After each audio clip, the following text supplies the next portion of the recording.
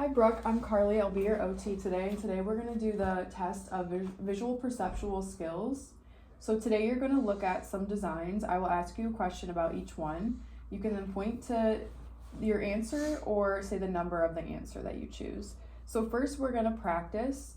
So at the top you see a design, and which of the designs below is just like the one at the top? 3. Okay. Now you're going to do the same thing for this next one. 5. Okay, and then now we're going to start with the actual test.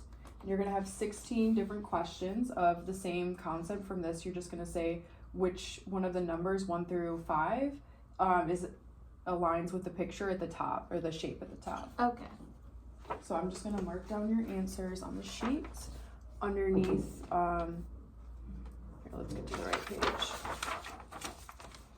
Underneath your response. Okay. 3. Okay. 2. Now let's do something different. I'll show you a design for a few seconds and then you'll remember it and find it on the next page. First, we'll practice. So here's a design. I'll count to 5. 1, 2, 3, 4, 5. And then you'll let me know which one aligns with that. 3. Okay, and then another practice.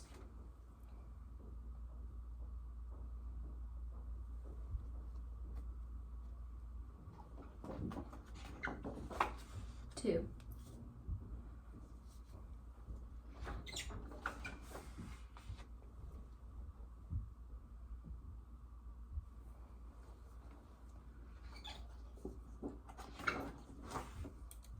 3.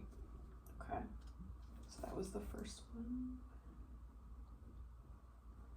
You said 3? Yes.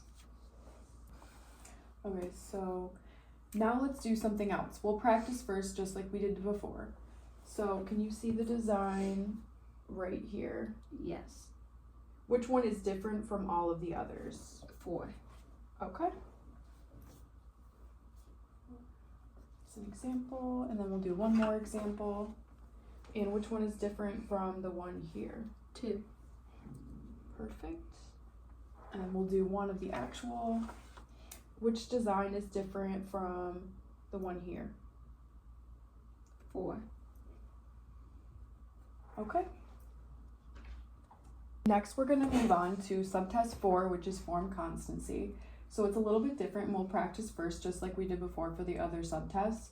But what you're going to do is look at the design on the top, and then you're going to find the same one down here, and it could be smaller, larger, darker, or it could be flipped around, but just find the same one that is shown at the top. Okay. So which one would you say is this one? 3. Okay. And then we'll do one more practice. So which shape would be just like this one up here at the top? 5. 5. Okay, and then moving on to the actual.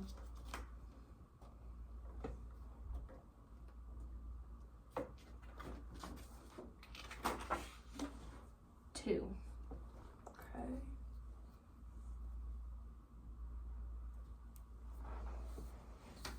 Now for this next subtest, we're going to do something a little bit different. So it's kind of like the ones you did earlier, but I'm going to show you a few shapes right here. And then when I flip over onto the other side, after seeing it for 5 seconds, what you're going to do is choose one of the options for multiple choice of the shapes in the same order that they're shown on this page, okay? Okay. So we'll do 2 practice ones. So this is the first practice one. So I'll give you 5 seconds to look at it.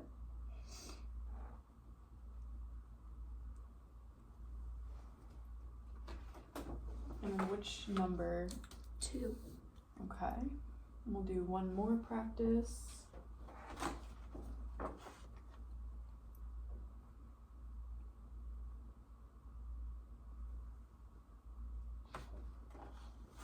Three. 3, okay.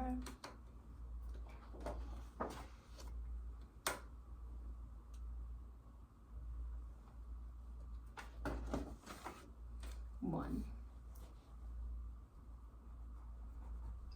Okay. Okay, so for the next subtest on number 6, we're going to do something else. This time you're going to find shapes hidden in the pictures. Sometimes there may be lines on the top of the shape you're looking for, or it could be turned around, or it could be a different size, but it will always be the same shape. So here we have the first example. We're going to do 2 examples just like all the other subtests, and I'm going to give you a few seconds to look at it. Okay, so at the top you see a shape. In which picture below do you see the exact same shape? 2. Okay. And now do the same for this one.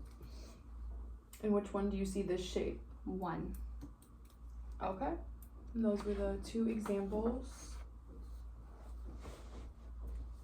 And then where do you see the shape on? 3. 3, okay. So now we're gonna do the last subtests. This is the last section, and again, we're gonna do something different. So first we can practice. If these designs below were completed and the lines were moved around, which one would look exactly like this one shown at the top? 4. Okay. We'll do another example. So if these lines were completed, which one would look exactly like the ones below? 2.